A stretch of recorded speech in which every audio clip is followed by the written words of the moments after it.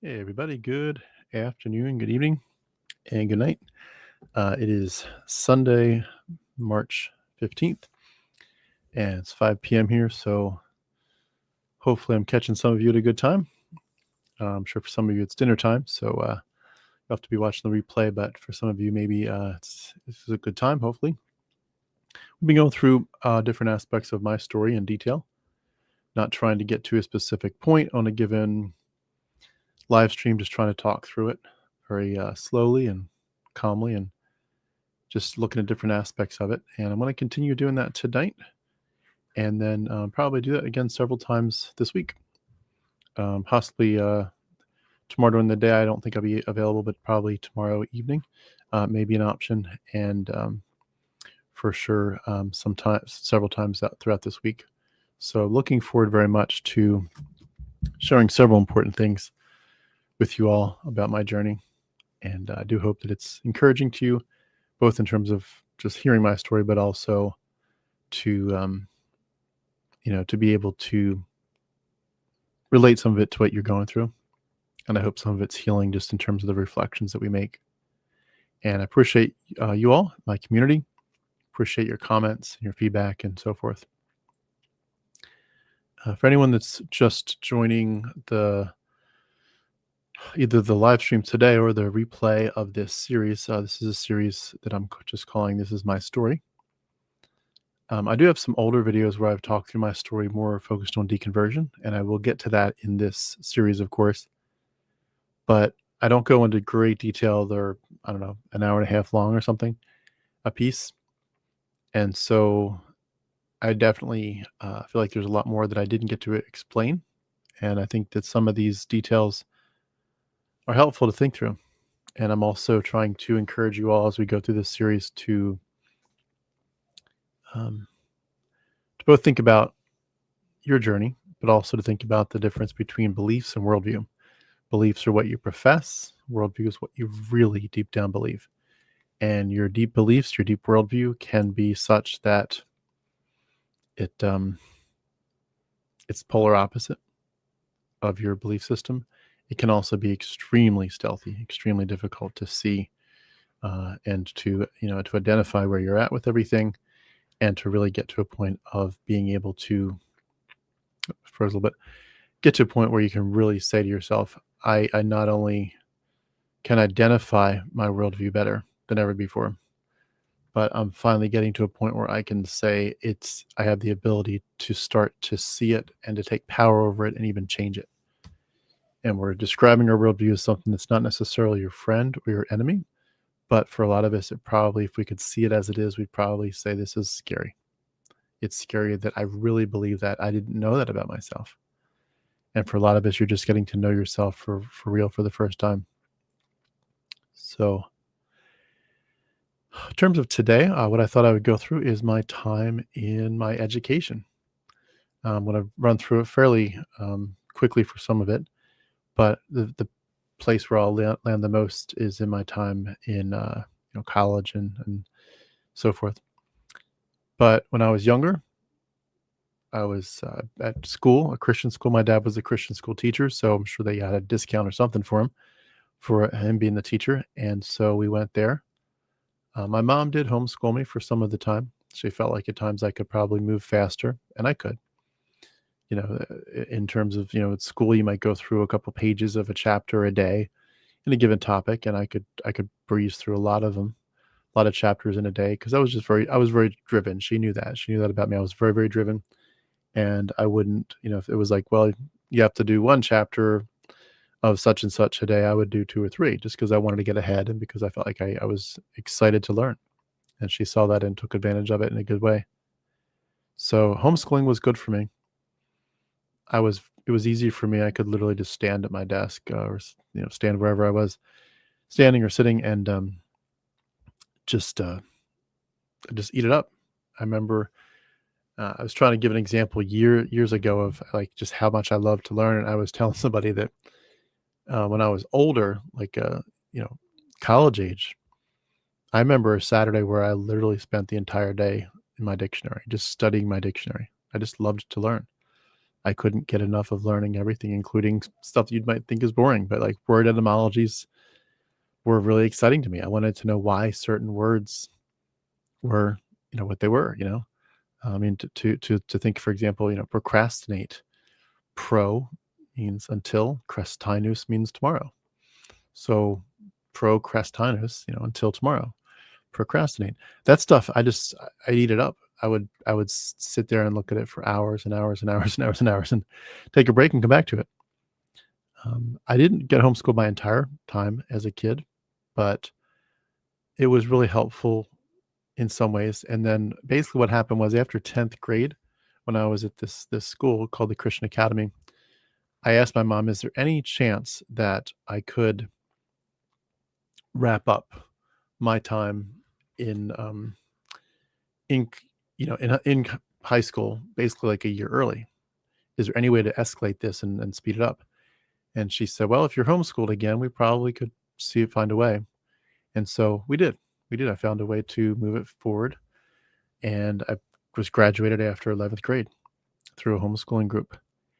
And at that point, I thought, well, this is great. I'm moving ahead forward and taking advantage of my youth.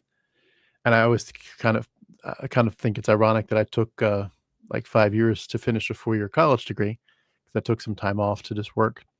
But so I was graduated early from high school and then took extra time for college. So it evened out in the end.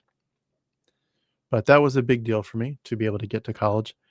And at that point, there's only a couple main colleges that were really options, Baptist Bible College, um, Bob Jones, Pensacola. There were several others that were probably in the mix, but I was pretty dedicated I wanted to go to a conservative school. And my parents, I don't think were necessarily committed that if I had said, I just really don't want to go there, I think they would have been okay with that. But I think it was kind of making them a little bit proud that I was leaning that way. I don't think they had any desire to make me into a ultra fundamentalist, but the idea of me steering clear of liberalism was a good thing in my family. The idea of, you're not going to become a evolutionist, you're not going to believe in homosexuality being okay, whatever, just steering clear of all that stuff. That for my parents at that time was probably a happy thought.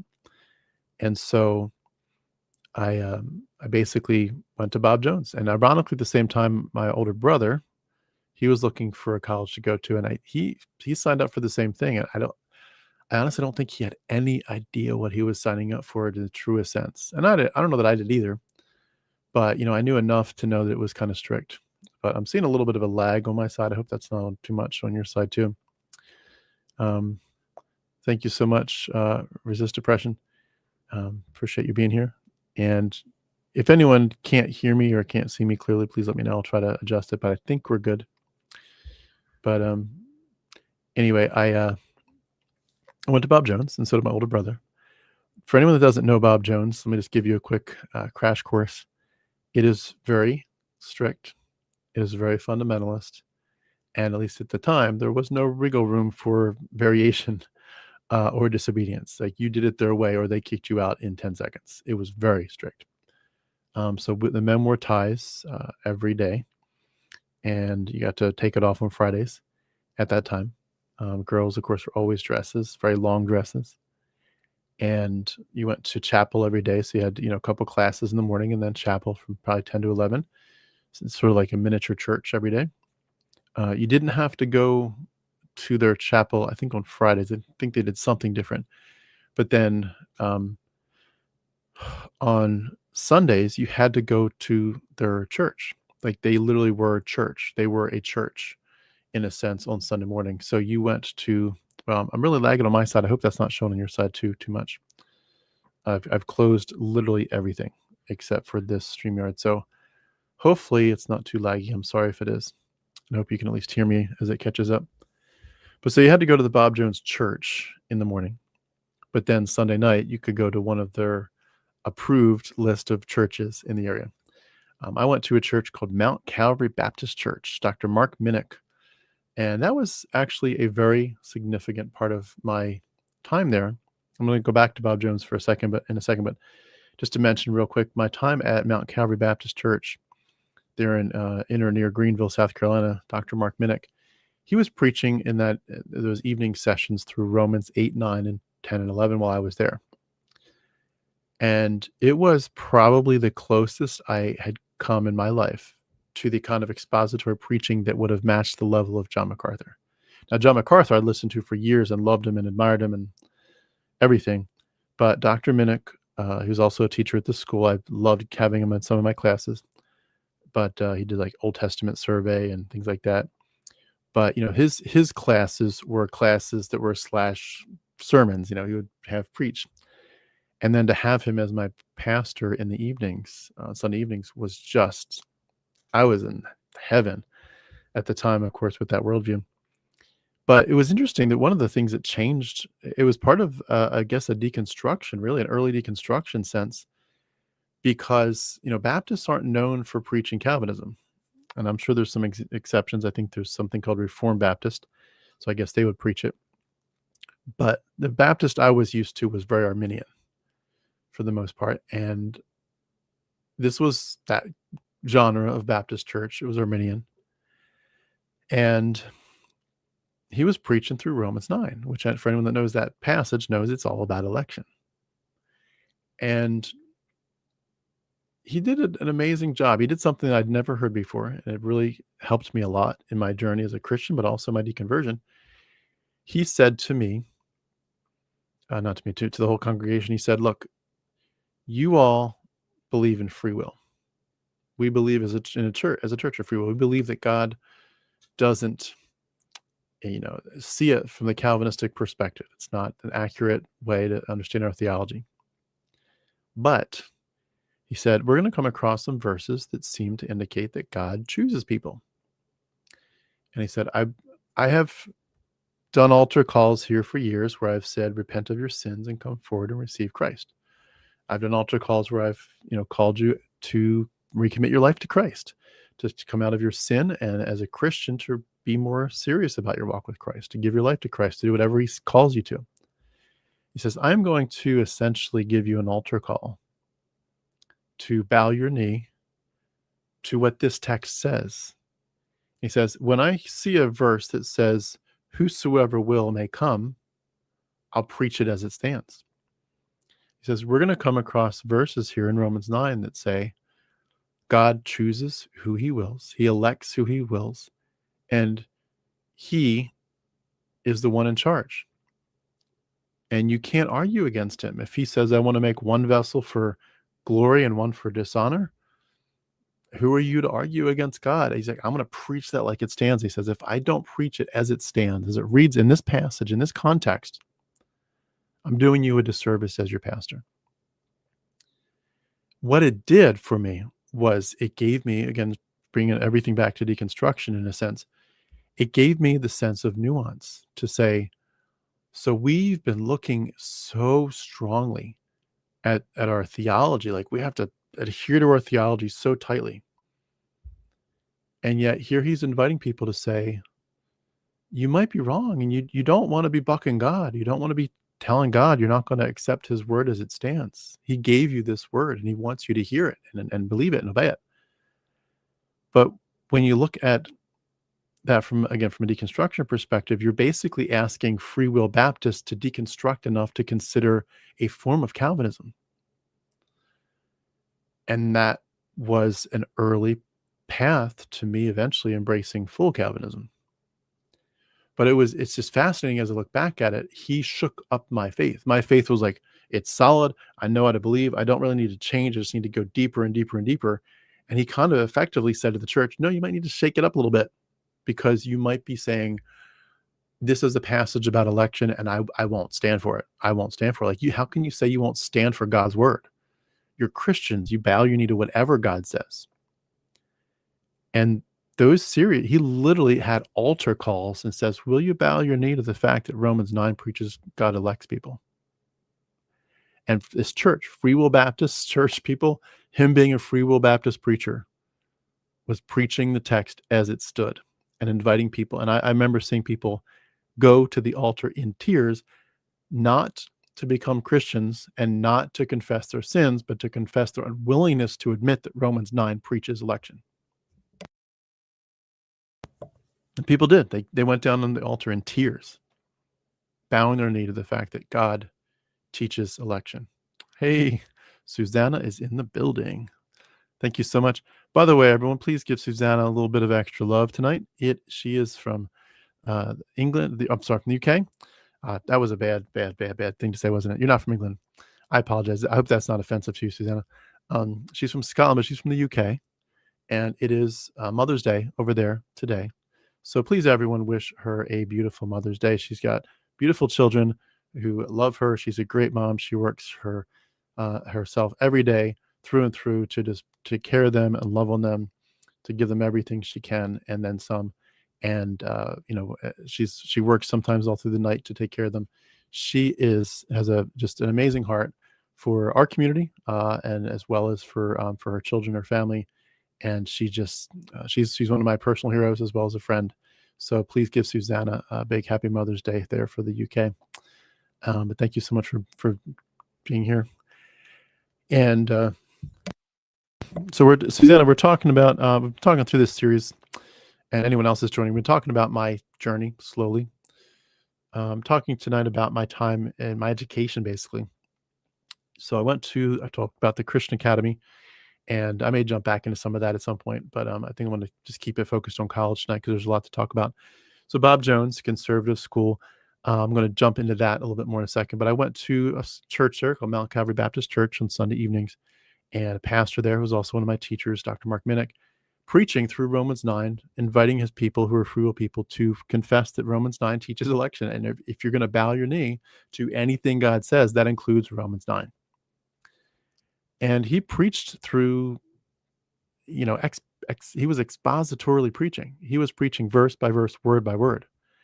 And I remember he made this point where he says, there's a verse that says, where Paul's expecting arguments against election.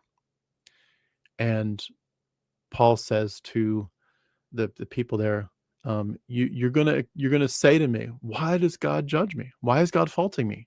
If you're telling me, Paul, that God makes some vessels for glory and some for dishonor, then either way, God is getting his way. He created it, he designed it, and he's doing everything according to his will. He's doing it. So why is he punishing me that he created this whole structure, and then I just follow through with whatever he created me to be? He created me to be a vessel of honor or dishonor.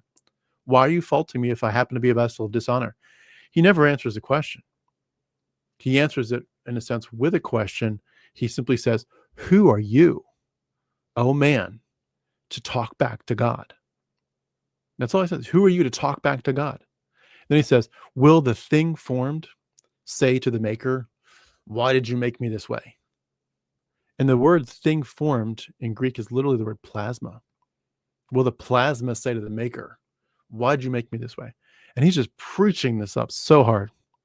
And again, obviously, none of this matters in one sense. Calvinism's just another part of the mythology. It's all bullshit. It's all irrelevant. But at the time, what it did for me was it said, you can have a faith that is clean and nice and cataloged and chloroformed, and it's neat and tidy and it's packaged, and you might need to change it. You might need to shift gears because you might be missing something pretty critical. And that's exactly what happened. My faith changed, and this was early Calvinism as a result of going to a Free Will Baptist church. How ironic is that? Anyway, going back to my time at Bob Jones, I had a very interesting roommate they had like roommate leaders. They got like one person was in charge and had to be someone that had already been there for a year. So it was like a sophomore or above. And this guy named Sean, he was a missionary kid. His parents were missionaries in Norway. He grew up in Norway. So everything was different for him, having been in Norway his whole life. And then he's I think either American or Canadian, but he spent his whole life in Norway. And now he comes here to Bob Jones. So he's the leader of the room. There's 3 or 4 of us. And I still remember the people, like a real short guy named Doug, a real tall guy named Wesley, real tall, like basketball player, football player guy, just, and then me. And so, everything was clean cut at Bob Jones, clean cut haircut.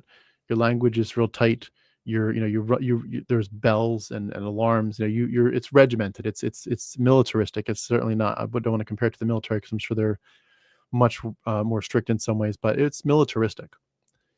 You get alarms, you get bells, and you have to move. You have to move. You can't be late. They check that you're doing everything right. They check the sink every night to make sure it's clean. They check the mirror every morning to make sure you cleaned it. They make sure you shined your shoes. I mean, it was a real deal. It was a real deal. They made sure your hair was correct. You got the right haircut. They checked you all the time. You got checked at least twice a day, maybe 3 times, for almost everything. Very restrictive and very oppressive. It was weird for me at first. I was not used to that level. I was used to Christianity and fundamentalism, but not that. And for the first semester, I honestly felt like I wasn't quite at home with it. I did it, but I was like, this just feels like it's too much. It feels like this isn't Christianity. It feels more like this is military Christianity. And it was interesting. Something happened to my brain over that semester. I became more and more impressed with their philosophy and their mentality and their perspectives, their everything, just their vibe. It just slowly rubbed off on me until by the time that I went home for Christmas break and came back, I loved it. I can honestly say I loved Bob Jones, including the rules. Now, a couple other factors to mention about my time there at Bob Jones. I was an art gallery guard. I think I mentioned that before. They had an art gallery that for Western religious art, Baroque kind of art. It was second in value only to the Vatican in Rome. I got to work there as a guard for minimum wage, which was basically peanuts, in South Carolina at that time. And I guarded Rembrandts. I guarded old Baroque paintings, real ones, not like, some kind of copy, like real Baroque paintings. And their gallery was massive. I could have spent a lifetime in that gallery. I really could have. I loved it. Talked before when I talked about sexuality a little bit. One of the galleries had a Baroque painting of a woman who was topless in the painting, and that did affect. I had a conversation with the curator that affected some of my thoughts about sexuality and pornography versus fine art, which I did talk about in a previous episode. But it was a really good experience to be an art gallery guard, and it was fascinating too to learn about the symbolism. When you see different aspects of the painting, you'd be like, that's not just whatever you see on the painting. Like, that's a symbol of something. They were very symbolic back then, and I loved it. And I loved when someone who had the understanding could walk me through it and tell me what it meant. But what happened with Bob Jones was my older brother got kicked out. I don't know what happened, but you're not supposed to be off campus unless you've got a very clear approval for it, which basically includes a couple things. You can go out for, if you're approved for working, if you're doing some work on a weekend or something, you can work for that and then come back. But one of the approved things you can do is if your parents come, your parents come, take you out, stay at the hotel with them for the weekend, and then they drop you back off on Sunday night, and that was totally fine. So my brother and his roommate, they happened to forge an approval note, and they spent the weekend off campus. And they wouldn't have gotten caught, except that there was something else that happened. And I mean, who knows? Maybe they were involved in it. I don't know, but I don't have any reason to believe for sure that they were. But something else happened where some kids did something wrong, got drunk or something, and so they randomly surveyed everybody that had been off campus that weekend. And they're calling parents and calling my parents and his roommate's parents, like, hey, did you guys come here and take, your kids off campus? Like, no. And so they asked them straight up, where were you this weekend? And they wouldn't tell them. So bye-bye. You got to pack your stuff. You're off campus in 10 minutes and you're never coming back. You're not allowed back on. They're very quick. They just escort you out. You're done. No grace, no anything. That's just, capital offense. So my parents were really upset at the way it was handled. And they basically invited me and said, will you please consider coming, leaving too. We want you to consider leaving as well. And at the time I said, "Hey, Mom and Dad, I love this place. I love Bob Jones University. This is this is like heaven to me. I love it here." And so I stayed. I stayed for the whole year. Um, one of the most impactful things, I'll just mention one of the two more things, and then I'll move on to my time at Lancaster Bible College. When I was there in the evenings, Sunday evenings, sometimes they would do what's called Vespers. Some of you from who are a little bit older probably know that word. It was new to me at the time, but I grew to love it. But Vespers is like an evening service of some kind, and there were different kinds of Vespers, but one of them was basically uh, acting. There was this woman who had uh, gotten her PhD, literally her PhD in acting.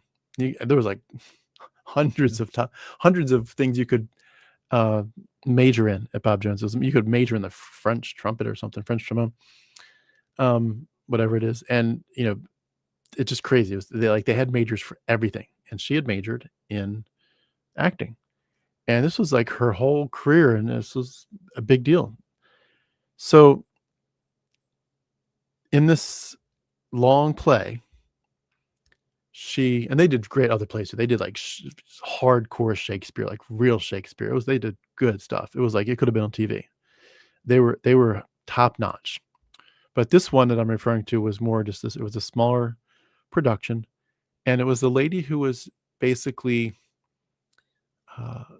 giving you the story of a woman who had been imprisoned in Japan during World War II, and she was a missionary.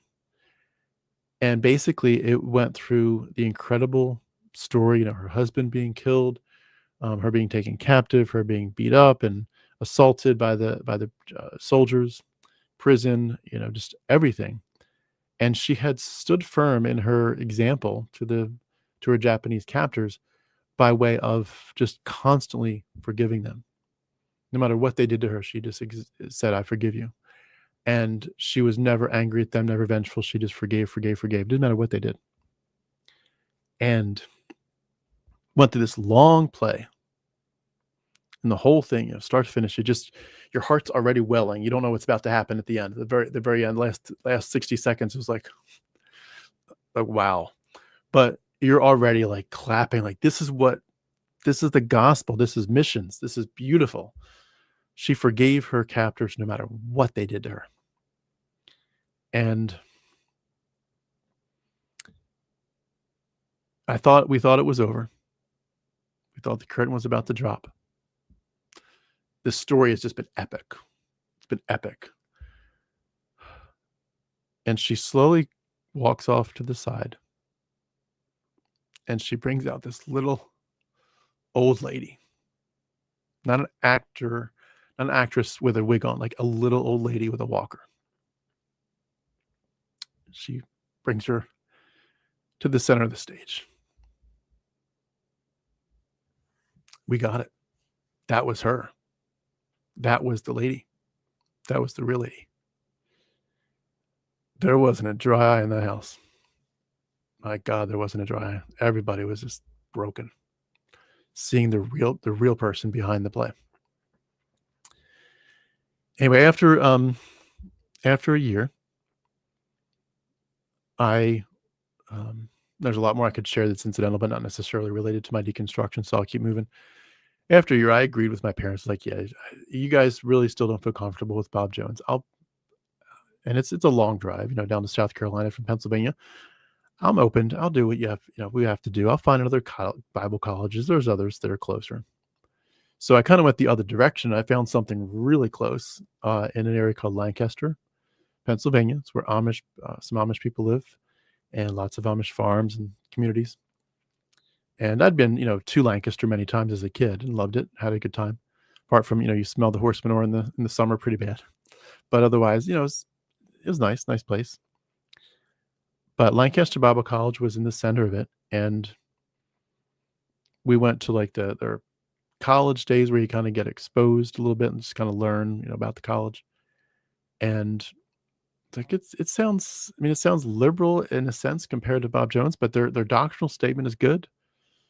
I mean, why not? It's going to save us a ton of trouble trying to get back and forth. I mean, it's easy. I can drive myself.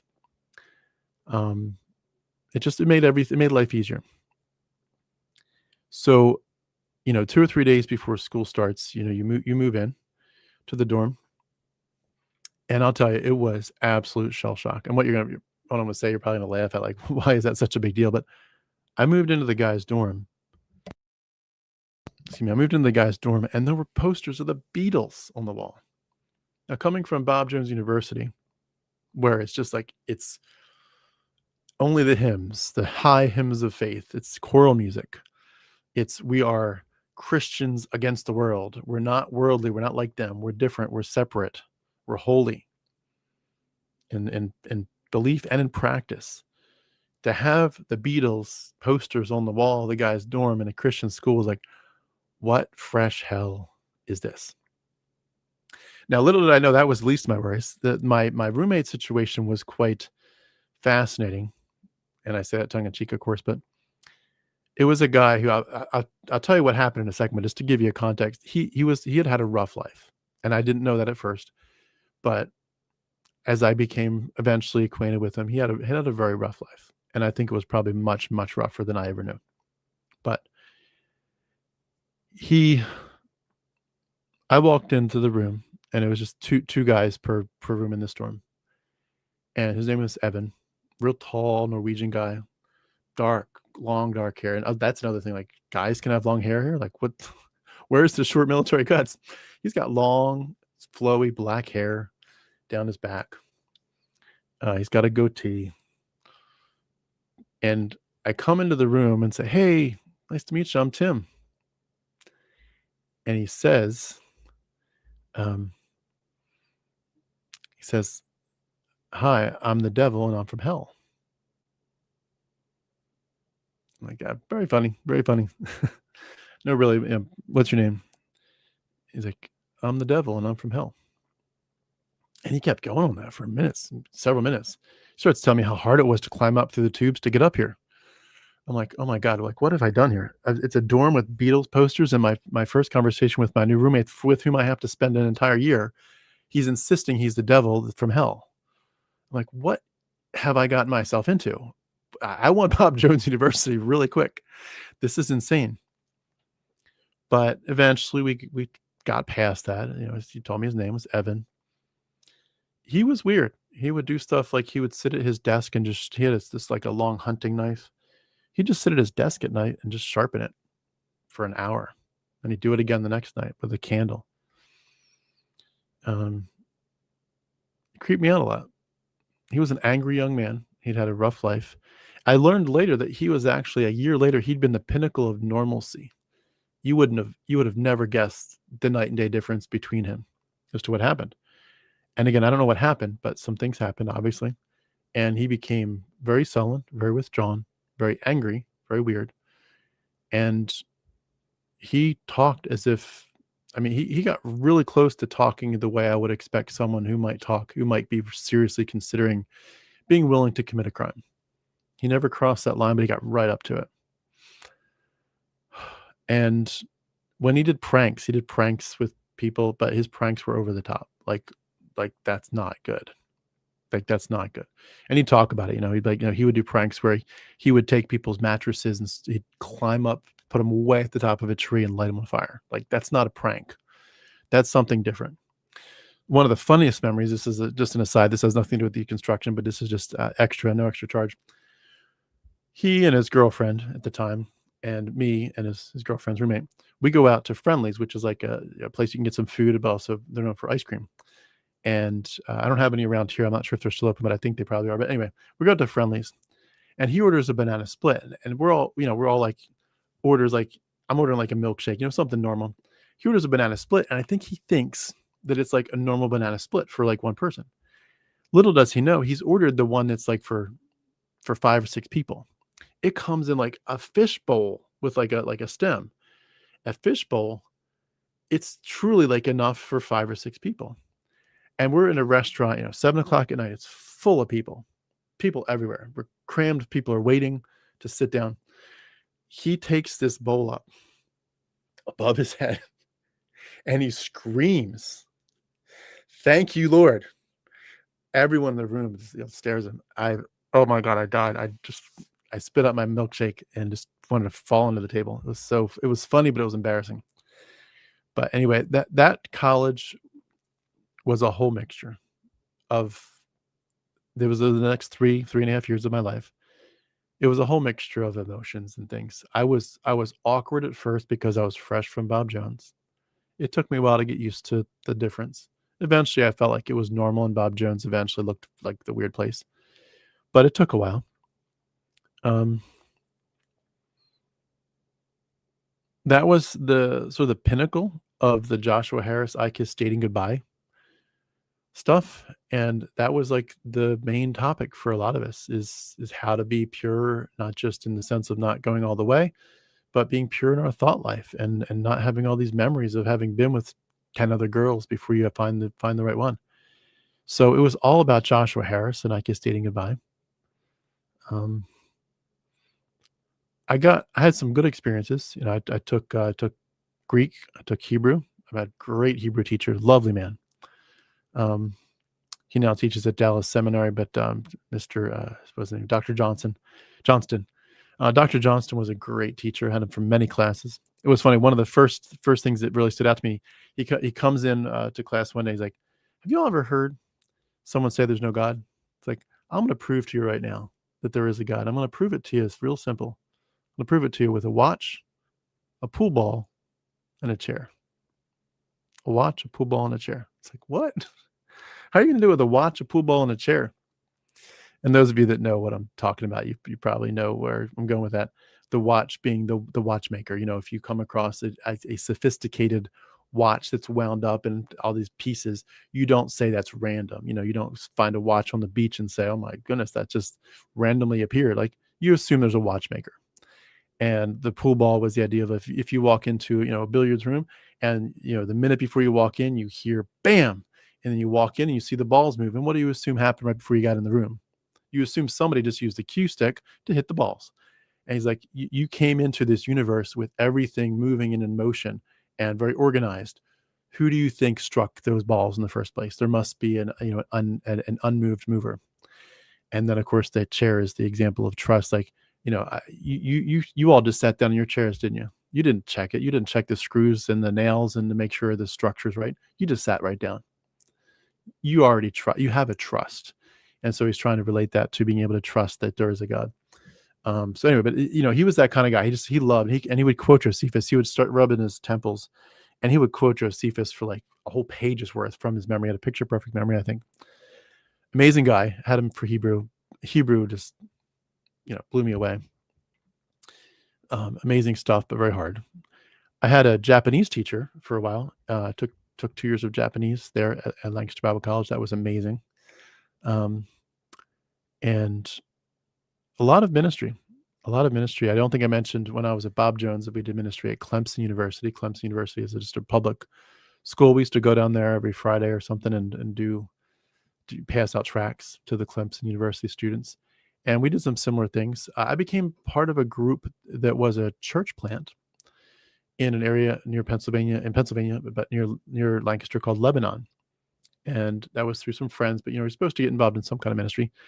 And a friend of a friend said, "There's this pastor who's planning a church in Lebanon, and, you know, would you like to be part of the church plant?" He was a different kind of Christian, very different. We'd go to Lebanon, and he'd say, "I'm so glad you're all here tonight. We're just gonna pray. We're just gonna pray for this area." And he said, "I want you to know, I've been scouting this place out today and early this week. There's a lot of demons on that block. Over there is pretty clear. It's pretty safe over there, but this block is full of demons. There's a stronghold of some kind over here, and it's a little bit scary. And this area right over here, I think we've got some really good things happening here. There's the spirit's moving here." I'm like, "What the fuck are you talking about?" There's demons on that block, and that block there's angels. This was like the Frank Peretti, This Present Darkness shit on steroids. But it was new to me. I was like, wow, like he sees, like, this is his version of spirituality. This is his version of religion, of his walk with Christ. Is like, you don't pray to just tell God what's on your mind and to ask him for, forgive you for your sins and to ask him for his blessings. You're praying to, like, align yourself with spiritual frequencies. And like, he literally said, like, this street literally like a dividing line. Like, this street, if you cross this street, there's demonic activity. If you stay on this side of it, you're safe. It's like, what in the world kind of Christianity is this? But I mean, to me, it was weird. I almost wanted to laugh at times. But like, this is serious. And he's the pastor. He's the founding pastor. Like, you got to take him seriously. He's the leader. He's in charge. So I was involved with that for a while, but obviously it didn't quite align with me. So eventually it kind of fizzled out. I was involved. I literally took over for a church as an interim pastor for a very short time. It was fascinating. It was one of those little rinky-dink churches, like really teeny churches. Baptist church, 10 people, just almost nobody there. And when I was there, it was fascinating, but the pastor did not feel comfortable with some of his congregants. Meaning he told me, he's like, some of my congregants really judge me all the time. Like, they judge me harshly for my sermons measuring up or not. And if I have enough theology. And it was Southern Baptist. And he said, in the Southern Baptist church, there's different lessons you can take from the Southern Baptist Convention directly. And you kind of like go up the ranks in a sense. And he said, I've got people here who they went through the ranks as kids and teenagers. This stuff is like old hat to them. And I'm, fairly fresh to the Southern Baptist Convention. And he's like, they know that I don't have all the background that they do. I'm the pastor, but they're sort of running the rules, running the show. And he's like, I'm constantly judged. And then one day he says to me, he says, Tim, I got to tell you, I can't take this anymore. And I found another job. I'm leaving. I'm done. It's like, I'm going to go to church on Sunday. I'm going to preach my sermon. And when it's over, there's a congregational meeting, and I'm going to start that congregational meeting by telling people I resign right now. So I'm sitting through the service wondering what's going to happen. He preaches his sermon just as normal, ends it, everything's over. Congregational meeting, all 10 people.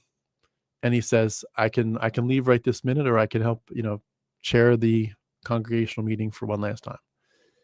And they begrudgingly let him run the show for one last meeting, which he does. I'm sure it was probably awkward as can be for him, knowing, in 20, 30 minutes, whatever, in an hour, he's never going to see them again. But he runs the show for them for this last meeting. And they basically ask me to be the interim pastor while they find a new pastor, which, just, you can imagine.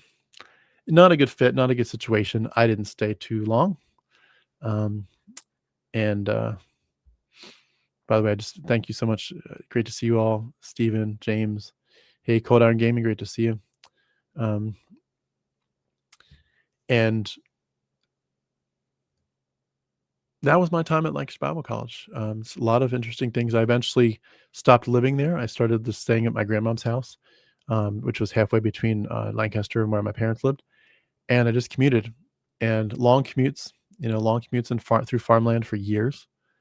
Loved the drive, but it got old. It got tired, especially when you're driving at night, in the dark. But I would say that the basic gist of that time frame for me in terms of deconstruction was, as you'd imagine, the liberalness of it compared to the strictness of Bob Jones is you begin again to get the nuance. You get people who are seeing things differently. For example, at one point we had a pastoral program, and it was all men.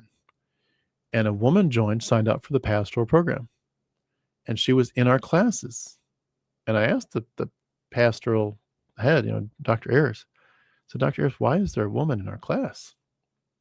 He said, she's in the pastoral program. I said, is she allowed to be? He said, we're accredited. We're not legally allowed to be accredited and kick anybody out of any particular class. I can't legally make her leave. About a month later, she wasn't there anymore. And I was curious. I talked to him later. And I said, just curious what happened. Did you all kick her out? He said, no. I walked her through the pastoral epistles, and she voluntarily agreed that men are the only ones who should be pastors. She took herself out of the program.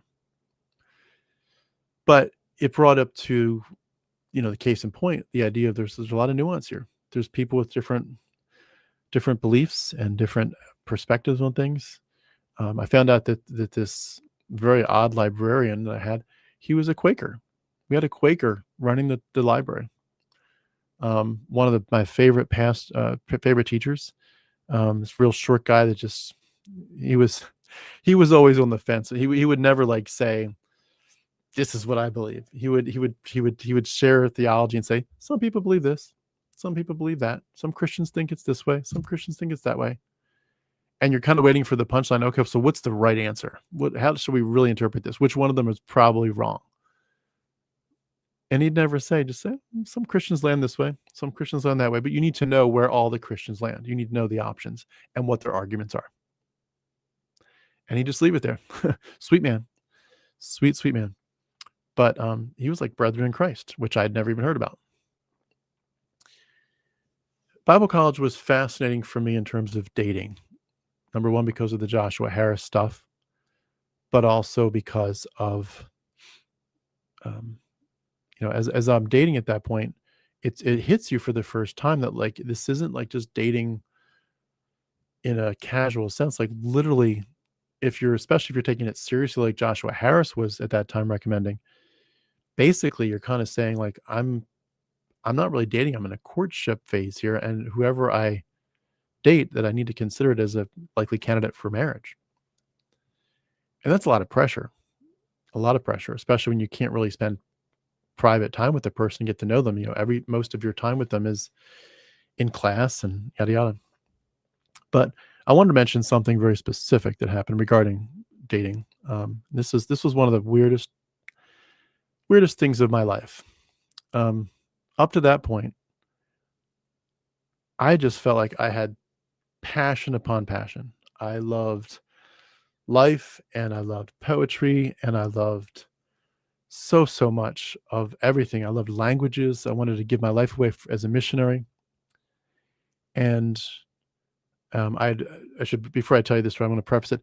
I'd been exposed to New Tribes Mission for the first time through their movie Etau, which is a tribal language word that says it's true, where they'd gone into a tribe and preached through the Old Testament and the New Testament, presented Christ as the spotless Lamb of God, and this whole tribe of 200-300 people got saved. And they planted a church, they built up elders, and those elders eventually went out to the other tribes and preached the gospel to their tribal neighbors. Very successful, and according to that, mentality, the way you'd want to do it, like perfect, that's exactly what you'd want. And that's where I got convicted that maybe pastors shouldn't be young men. The Bible says, pastors should be elders who have raised their children well. So you can't do that as a 20-year-old. If you're going to prove that you've raised children well, you have a small flock first. And then if you raise your small flock first, then we'll give you more responsibility. You can have a big flock. I became heavily convicted that the pastorate was for older men, but I felt like God was leading me like this: missions, New Tribes Mission. You wanted to do it as a kid with, mimicking Hudson Taylor. And here it is. God's laid it on your heart. You watched the New Tribes method and your heart just like burst. But I didn't see many girls really excited about that life. I was kind of shocked at how few people seemed to care about that. A lot of them wanted to have Christian families, a lot of babies, have a lot of Christian stuff in their life. But I didn't see many people willing to give their lives away in the tribe, in the jungle, for Christ. And I was working in the cafeteria, and there was this friend of mine, a girl that was just not a dating potential, just a friend. But she says, "I need to tell you something. Like, I've learned enough about who you are and your personality to know there is someone that you need to meet. Like, you really need to meet her." And she said her name is Rhonda. Here you go. Help me, Rhonda. Her name is Rhonda, and she's just like you. She loves foreign languages. She loves missions. She wants to spend her life for the lost. And she is currently right now on a missions trip that's for like this whole semester as part of her college time. But she's away. She's overseas. But she's coming back next semester. And when she comes back, like, you really need to meet her. Like, you guys are perfect for each other. And obviously my curiosity was very piqued. Like, what who is this person? Like, this sounds like my the love of my life. And I had to wait and wait and wait, wait.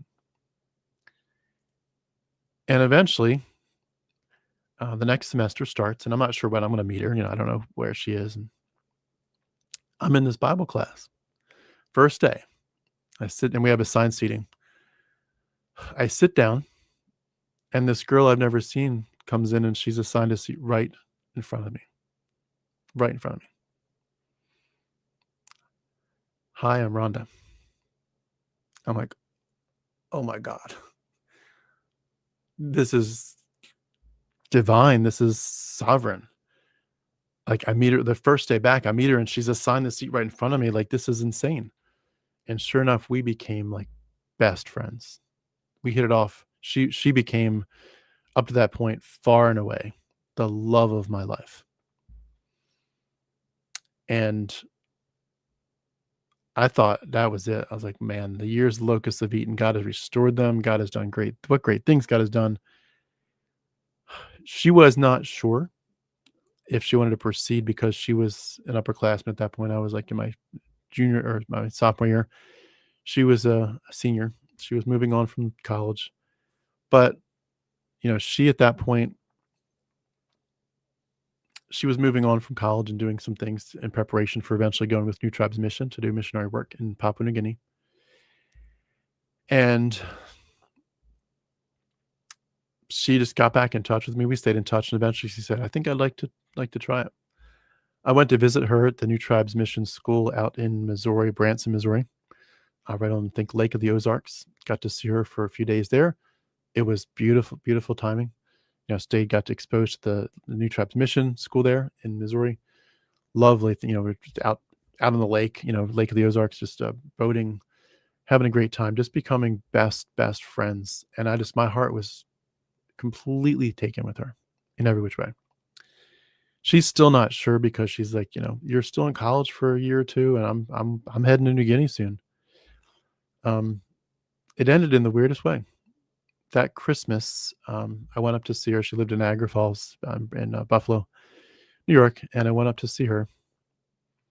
And her parents loved me, but I noticed right away her parents were old, like you would have sworn they were grandparents. So I realized like they had her when they were at the very last period. Either she was adopted, I don't think she was, but whatever the very last year she could have possibly been a mother, she became a mother to Rhonda. And so here's Rhonda now in her mid-20s, late 20s, and her parents just look like their grandparents. And I loved the piano. I'd taken some piano lessons, and I was playing, here and there. And they had a piano in their house. And I, at one point, while they're getting ready for dinner or something, I just sat down at the piano and played. And she told me later that they were horrified that I'd played their piano without asking permission, and that apparently rubbed them the wrong way. And they're like, you can't marry this guy. I'm like, are you kidding me? After all I've been through in life, after everything, I sat down at your piano, and I'm sorry I didn't ask permission, but that's why we're ending it. Who knows? Maybe there was more to it and they just made that up, but that's what I was told. They really didn't like that you touched their piano without asking. And that was it. That was it. What a bizarre part of life. But it, again, everything I'm trying to relate to deconstruction, it leads to a point of saying, why, God? What's this all about? What's happening? What's going on here? Why did you give me insomnia for 25 years? Why did you make me go through this weird thing where I fall in love with this girl? You make everything sovereignly fall in place, and then it ends over the most abrupt, weird thing. It's over. It was endless. It was endless. Those incidences over and over and over were so weird to me. And I had another incident, later when I was, I'd moved to Georgia here. This is separate from college, and I'm focusing on college, but a completely separate incident. Years later, I'm here in Georgia. The doctors cured my insomnia. I'm just working, living my life. I'm on eHarmony. I get matched up with a girl down in Tampa, so not too far. Long drive, but doable from Atlanta.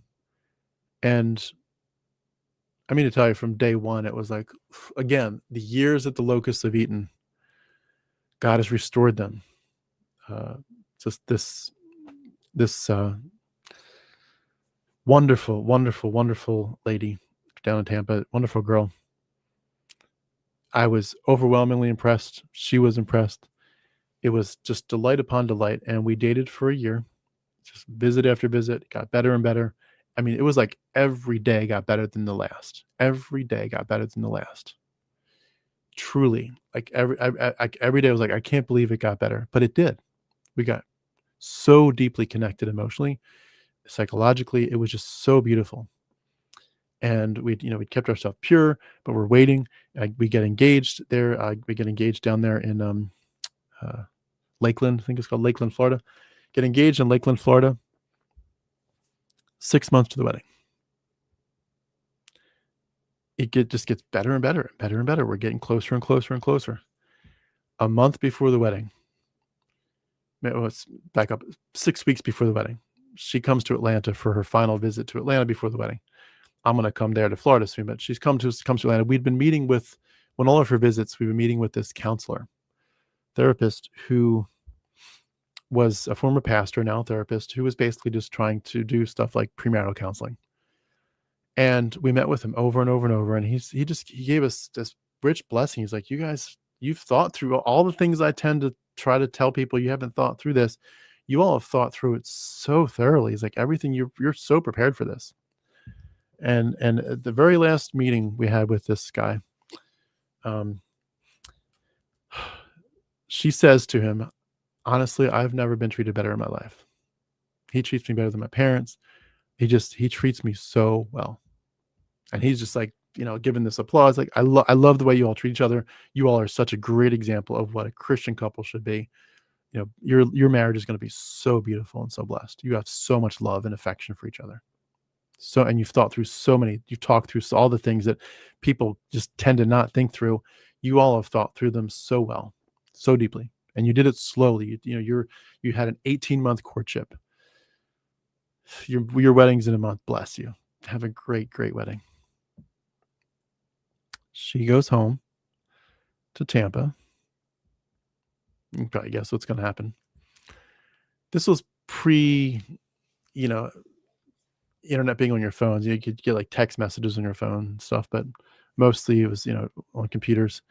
I think this was like right around the time that, iPhones were taken off or something, but most people had a flip phone still. And that's all I had. But I get home one day and I get an email from her. And there was no warnings about this. It's like, oh, something's off. Something's wrong. What happened? It was just beautiful upon beautiful. Every day got better than the last. Every day. And I come home to an email that says, I'm ending things immediately. Don't bother emailing back or calling because I won't answer. Don't bother calling my family. They also won't answer. And I'm sure some of you already know what I'm going to say, but I'll say it anyway.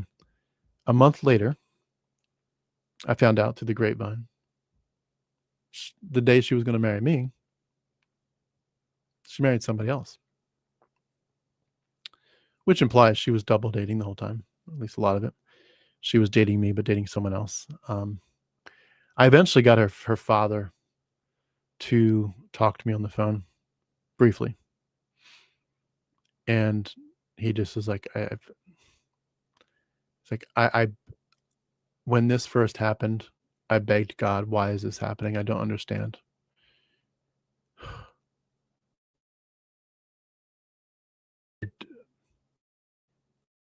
I don't give my blessing. Well, sorry if you can hear me, my video split. So I didn't give my blessing for a long time. I had to think this whole thing, your son-in-law, and they got married. And what can I do? What can I do? She's married now. She's been married now for a few months. And he said, I'd like you to walk away. I'd like you to let this rest. And I had to. That was it. But all these things keep on coming up, and you say, and I had some Christians, I'm like, you must have abused her. You must have abused her.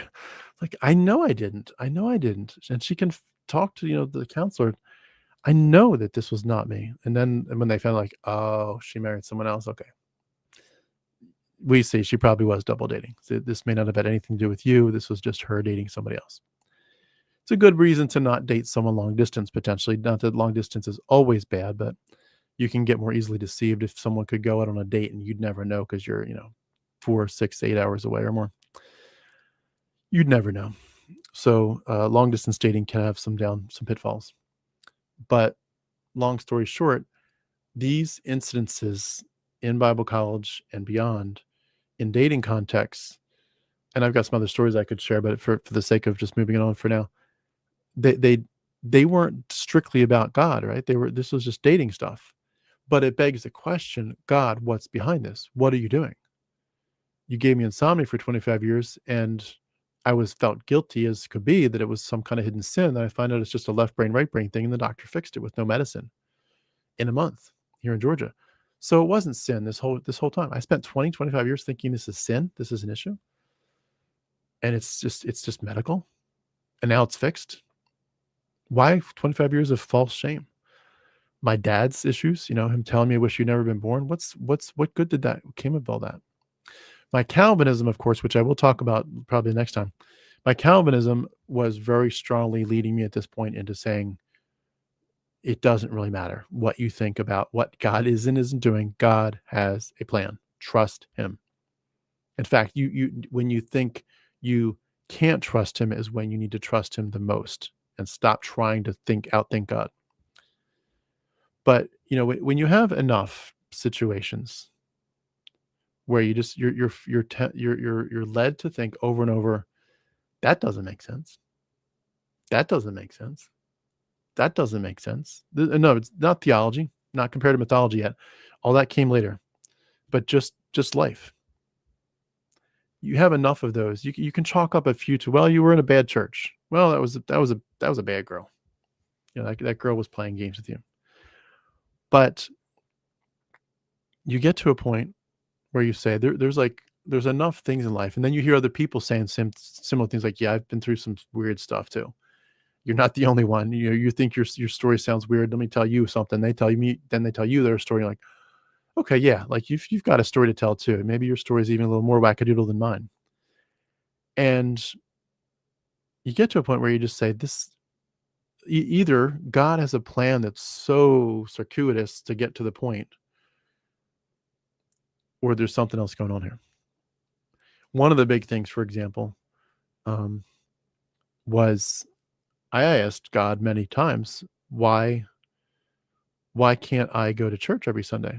There were times when I was so exhausted from this insomnia that, or maybe conversely, there was, a weird work schedule. I had a weird work schedule at one point where I had to be away on Sundays. And I was like, God, I'm begging you, fix my sleep so I can go to church on Sundays and help me get a different job so I can go to church on Sundays. For 2 or 3 years, I couldn't go to church on Sundays. And I just like, this doesn't make sense. God, do you want me in the fellowship of believers or not? I want to go. And it broke my heart. A lot of details I could go into, but just suffice to say, I couldn't go to church for a while. And I was desperate to go to church. And I wanted so much to be there.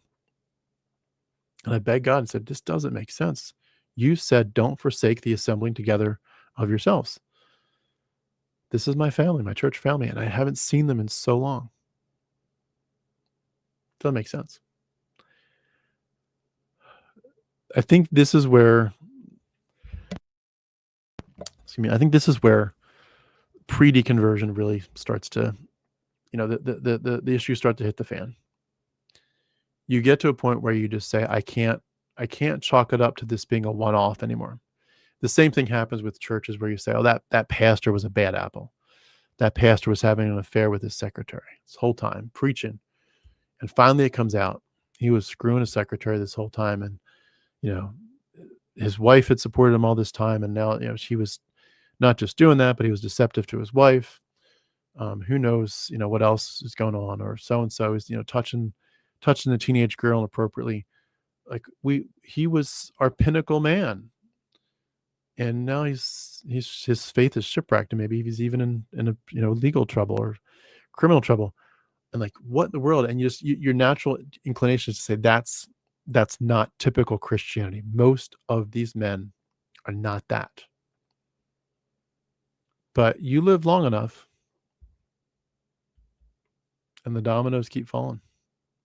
Like, okay, there goes another one. Oh, there goes another one. Oh, there goes another one. Oh, there goes another.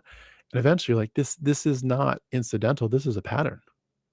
There is something epidemic and endemic about what's going on here. There is something about Christianity that makes people hypocrites, that makes them lead two different lives. What is going on here? And when you add all these things up over and over, the church hurt, the church abuse, the church traumas, the betrayals, you look at your own life, eventually you say, there is a huge mass and a conglomeration of reasons to simply say, not to make a conclusion yet, but just to simply say, there is more here than meets the eye. And I've got some really big questions. Now, again, my theology led me to say, but God. And when you get to heaven, God will explain it. And at the same time, you will, when you finally get there and see God and get the explanation, you will realize you don't need it then and you didn't need it now. You need to simply fall on your knees and worship the God who is sovereign. But eventually, even that starts to fall apart, because the human brain is really good at cognitive dissonance resolution for certain periods of time, where you're just like, you know what? I know this doesn't match with this. They don't go together, but maybe they do. And you sort of force the puzzle pieces, and you move on. You let it go. But when it happens a certain number of times, and it happens enough times on levels that truly crush and devastate you, and it happens to some other people around you, you just get to a point where you're like, this there's a whole string of things that don't make sense. And you begin to go backwards in time and reflect on things that happened before that you chalked up to God. Like I mentioned before, that family that my pastor said to them, don't divorce or God will punish you. And then their little girl, 8 or 9 years old or something, she dies in a house fire. Everyone in the church was like, God told you he would get you. You divorced, and now you've lost your daughter to a house fire. What an awful tragedy. And you're pulling this, you're giving all these examples, and you go backwards in time and think, what, does that actually make sense? Is that what happened? Did God get that couple for divorcing? Would he do that? And you realize you've been dealing with cognitive dissonance for a lot longer than you're actively thinking about it. You're realizing you have been playing these games and doing hopscotch with all these issues with your mental feet. You've been doing this for so long. And I think that your brain at certain ages changes as well. You mature enough, and you see other people around you changing. You see seasons change. You see your perspectives change. Your perspectives change on politics. Your perspectives change on economics. You just keep on changing. And eventually the changes trickle down into your worldview. And you simply say, there is a splinter in my mind. And I literally got to a point where, I said to myself, I don't think I can evangelize anymore. Not because I didn't believe it, but because I think that if someone were to hear me preach the gospel, that what I would say at that time was, the gospel will change your life, and you will have a sense of peace. And despite the storm, you'll have a sense of peace and calm and quiet, that God is in control. And you will say, even in the midst of the war, the battles of life, my hope is found in nothing less than Jesus Christ and righteousness, and it is well with my soul. And I said to myself, it is not very well with your soul. And, when you're deep into Christian theology, that can upset you to think, what do you mean it's not well with your soul? How can it not be well with your soul? You're in Christ. Your sins are covered. You're going to heaven. I was like, yeah, but something's still wrong. Something's wrong. It is not well with my soul. It hasn't been well with my soul for a while. Not because of any sin, just stuff doesn't make sense anymore. And honestly, that is one of the best places to start your deconstruction, I remember when I was a Christian, there was a guy that sang a song where he was putting into lyrics and song the idea of the children of Israel wandering through the wilderness, and his name is Michael Card, and Michael Card says the wilderness is the best place to be found. You think the wilderness is the end? You're at the end. You're wandering in the wilderness. It's over. The promised land, you should have been there 40 years ago, and you've got nothing. You're just in the midst of sand and desert and sun, and it's just waste. And he says that's the best place to be found because you are so desperate for answers that you will bow your knee finally, gladly to the Maker, to the Creator, to the King, and say, God, I will do anything to obey you and to listen to your will. How can I get to the promised land? How? What am I doing wrong? What sins am I not confessing? And in a similar sense, the barren wasteland of all these questions that leads you to a point to say there's something wrong. It is not well with my soul. The gospel does not have power. It's not transforming me. I have not had the joy of the Lord in years. And I know this is not a sin issue. You're effectively in the deconstruction wilderness. You're in a bad spot, it feels like at the time. You can't go back and you can't go forward. You certainly perhaps aren't even thinking about atheism or agnosticism in any way. You're just saying this is just a goddamn mess. This is just royally fucked, and I can't find an answer. And all the answers are in Christ, but they're not really answering the questions. So what do I do? Nothing. You're stuck. You're in a quagmire. You're in quicksand. You can't go forward and you can't go back. That is where so many people find that they finally have that little, somehow, some way, you click on a YouTube video by accident, or you maybe just hear a random, quote or a clip or audio clip or something, or you just have a random thought in your own head where you say, you know what? I wonder if there's something else going on here. And even just that alone, even if you're not taking that in any specific direction, just, I wonder if there's something going on here that's bigger than this. That's very radically different than what I thought. And what a beautiful thing it is in the midst of such existential terror to finally have the first thought, the first glimmer of a thought, at least to say, maybe I have radically misunderstood Christianity. But for so many of us, eventually, you get to a point where you say, maybe the issue is not with my version of Christianity or my understanding of Christianity. Maybe the issue is Christianity. And maybe the issue is it's not a real thing. And that it takes a lot to get to that point. Obviously, I'm summarizing. I mean, to me, it took me, even from the beginning when I first started asking really hard questions, it took me 3 years from that point to get from that point to the point that I actually said, I don't think this is real. 3 years of intense, nonstop study. And I didn't seriously consider atheism at all the entire time. I was probably worldview wise creeping up to that line. But my belief system, my thoughts at the front of my mind were not heading towards atheism at all. I was just saying, this doesn't make sense.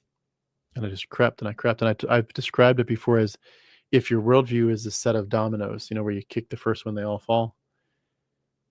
In a sense, when you're starting the deconstruction process, you might be metaphorically a mile away. So you took a little step, up, little step, up, little step. It's still a mile away. You can kick all you want, but you're not kicking anything yet. You're not close enough to your worldview to do any damage. And what happens is that eventually one day you're close enough and there's one more kick. And little did you know that one kick was the last straw. And as they say, the camel's back is broken. The dominoes start to fall. And all of a sudden it's like, wow, my worldview is not the same. Once I was blind, now I can see this is not real. But so much of it starts not with saying Yahweh's a psychopath, not with saying Jesus is a copy of Dionysius and is based on the Homeric epics. None of that stuff comes in at first. The thing that comes in first is just saying this reality of life in Christ is supposed to have the joy of the Lord, peace that passes all understanding, and a sense that he's with me through the valley of the shadow of death, that he's sovereign, and that he's bringing everything to glory. And, you can read all the verses, after you've suffered for a while, the Lord will establish and strengthen and settle you. You get that as your mantra. I think that's from First Peter. You get that, your mantra, and that God will someday restore the years the locusts have eaten and make things right. And just like in Job's story, he will deprive you, but then he will give you double. As if he didn't care that your first kids died. I'm going to give you whatever. 10 kids, they're dead, and I'm going to give you 20. I don't know, but I doubled your kids, but your first kids that were they were the love of your life, they're gone. Weird story, but you get the point. God's going to double it. He's going to pay you back double for what he makes you suffer. And that's an addicting thought. God will pay you back double for whatever he makes you suffer through, if you will suffer through it graciously and with faithfulness. And you cling to that with your whole heart. Of course, I will let God put me through the ringer. I will be like gold and silver that God will heat up, and I will be, he will take away the dross. Frankincense I was told frankincense doesn't smell as beautiful as it could until you crush it. That's why God had to crush Jesus, and why you have to be crushed as well, so the beautiful scents can come out. And you believe that stuff. You eat it up. It preaches hard. It preaches well. You believe it. God, let your will be done no matter what. Not my will, but yours be done. If take up your cross and follow me. So many verses about suffering. And you just think, this is it. The way of discipleship is to follow Christ, and Christ's path was suffering. So why should mine be any different? And it just keeps on trying to put Band-Aids on cancer for so long. And eventually you just get to a point where you're like, okay, the cognitive dissonance is no longer acceptable. Something is really messed up about this life, about this worldview I'm living. And when you get to that point, especially if you're even remotely entertaining the idea that maybe you're fundamentally wrong about your beliefs, not like, well, maybe hell is a place of suffering but not fire. I don't mean like that. I mean like where you're like, maybe this is man-made at a level that I never entertained before. Maybe this is just man-made. When you even get to the fringes of those thoughts, it shakes you up. And it turns you upside down and brings you out. And you just, and that's why I've often said to people in my interviews, I say, can you tell me what word of advice would you give to somebody who's going through the darkest, hardest part of this? And I'm talking about that particular moment. These moments where you first say, this doesn't make sense. I can't figure it out yet, but this doesn't make sense. Those are dark days. Those are sad days. Those are horrifying days. You're still a Christian, but you're not a Christian the way you used to think of it. And you feel like you've been jaded, and you've gone through now a depression, as it were, a Christian depression. A depression not as a Christian, but a depression about being a Christian. And you get to that point, and your life is basically over. Your life as a Christian is basically over. And you are now homeless. You are now utterly, philosophically, existentially homeless. And it's scary. It's really scary. But you get to a point where you say,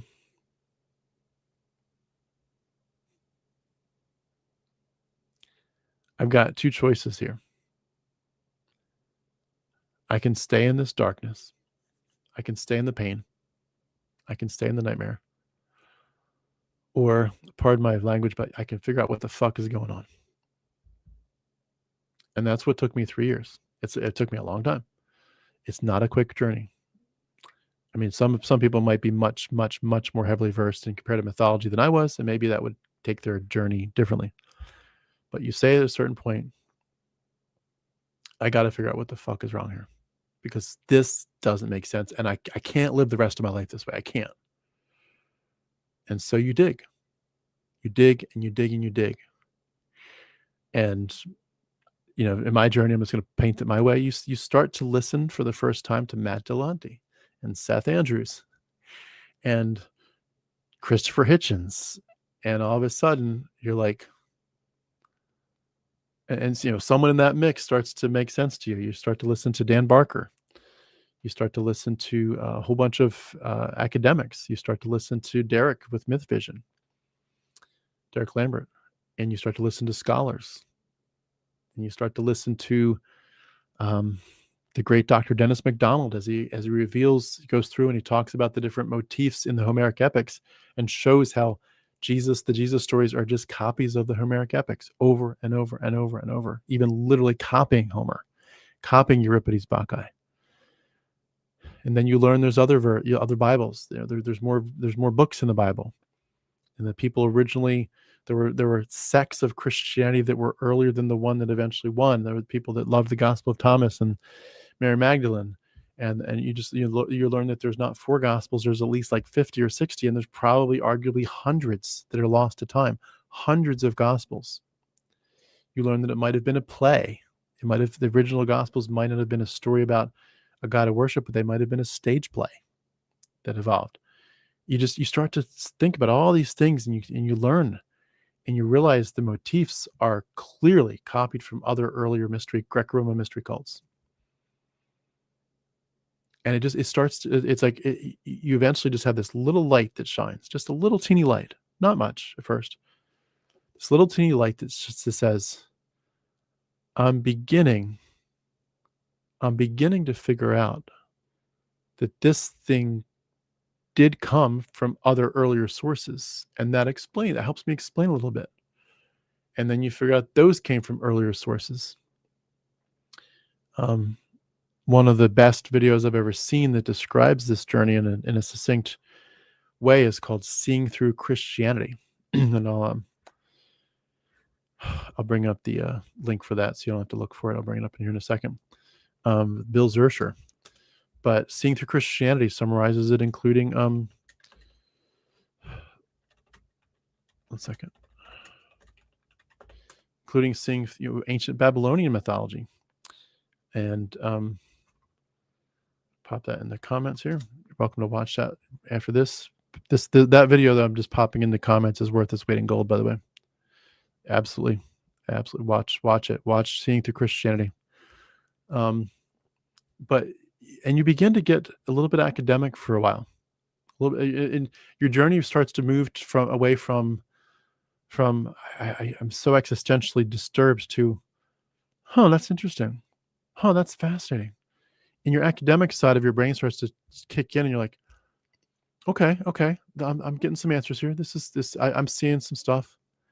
And you get excited that you now are like, I don't know why I didn't ask these questions before, and why didn't anyone tell me? But this is cool. You're studying the book of Enoch. You're seeing how Enoch's quoted, hundreds of times in the Old New Testament. Like, whoa, okay, so Enoch's a big part of this. Why are my pastors and teachers not telling me about Enoch? And it just keeps on getting crazy, but you get excited. It's like, I'm learning so much. And all the while, as you are getting excited about your knowledge and your academic expertise, and you're starting to ask the philosophical questions, like, why is it okay that we sing on Sundays, he's a good father, but then I see he drowns his children in the flood? Good father, drown his children. And you start to think through the philosophical ideas of a psychopathic guy, a character. And then especially once you learn the origins of the Yahweh character, and then you're like, okay.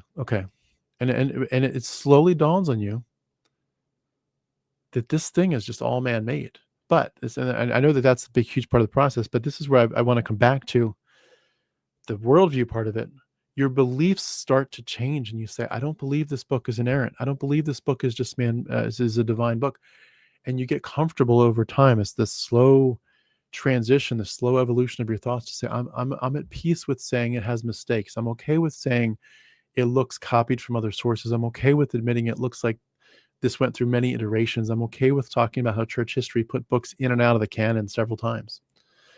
I'm okay with talking about it. It doesn't disturb me as much. It did at first. It really disturbed me, but it doesn't as much. And eventually you do get to a point where you say, this really is mythology. This is mythology. But, and I want to make sure I'm clear on this, that's not the main point of where I want to go with this tonight. The main point of this is not to say you get to a point where you admit it's mythology and it just calms your fears and it dispels the urgency of, how do I fix my relationship with God? You eventually say, I don't think there's the God character is the Yahweh character, which he evolved from other stories. I don't think that character with whom I thought I had a personal relationship all this time, I don't think he's actually who I thought he was. And you start to say to yourself, I wonder if it's possible that I have been talking to myself this whole time. I wonder if my prayer life has been me and the walls, and that's it. Self-talk, that's it. Personal delusion, group delusion. Maybe that's all this has been. And you have these thoughts in seed form that eventually sprout, and you get used to thinking about it. And you learn to be okay with it. But this is where you need to return to, I think. Your beliefs can deconstruct and deconvert. And many of us certainly have been there and done that, and we're done. The terror of your worldview is still there. Beliefs are what you profess or don't profess. You believed it, now you don't. Your worldview doesn't change at the same time as your beliefs. Your worldview is your deep core programming from childhood. And that's why you have people who say to themselves, I know Christianity's mythology and it's irrelevant, and I still feel immense shame over my sexuality. I know it's mythology and irrelevant. I still feel guilty all the time. I still feel like I don't measure up. I still use the words in my mind, at least, I'm worthy or I'm not. I feel worthless or I feel worthy. And I know that isn't even a thing. There's no worth. You're just, you don't look at a tiger and say, tiger, you're worthy or you're not. Mouse, you're worthy or you're not. It's just an animal. You're just an animal. I'm just an animal. There is no such thing as worthy. You don't need to get on some kind of kick where you tell yourself as a mantra, I'm good enough and I'm worthy. No, worthiness is not a thing. You're not worthy. You're not unworthy. You're just not, it's just irrelevant. I would argue that loving yourself is probably important. And I think to me, it's very important, but worthiness is not a thing. Turtles aren't worthy or unworthy. They're just turtles. You're a human. You're a Homo sapien. You're just another human, just another animal. Worthiness does not factor in at all. It never did, but you feel like it does. People who are afraid of demons, perhaps they might watch a movie about some kind of demonic activity, and they know it's just make believe, but somehow, our minds make it real. People that still fear hell.